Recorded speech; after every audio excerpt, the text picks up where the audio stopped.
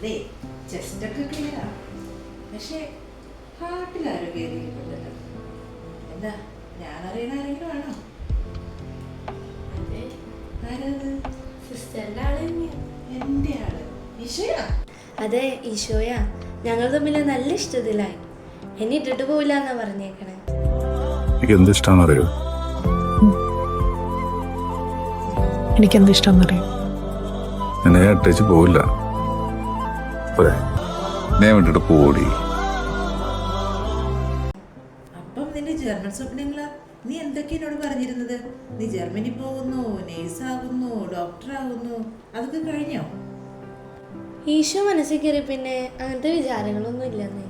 അതങ്ങനെയാ, ഈശോയ്ക്ക് നിന്നെ അത്ര ഇഷ്ടമായെന്ന് അർത്ഥം. നിനക്ക് ക്ലാരപ്പുണ്യത്തെ കുറിച്ച് അറിയില്ലേ? ആ, കുറച്ചൊക്കെ അറിയാം.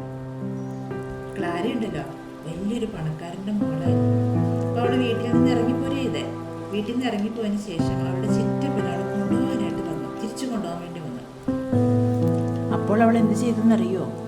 അവൾ ബലിപീഠത്തിൽ പിടിച്ചെന്നോട് പറഞ്ഞു, ഞാൻ ഇനി തിരിച്ചു വരില്ല, ഈശോയാണ് എൻ്റെ ജന്മാവകാശമെന്ന്.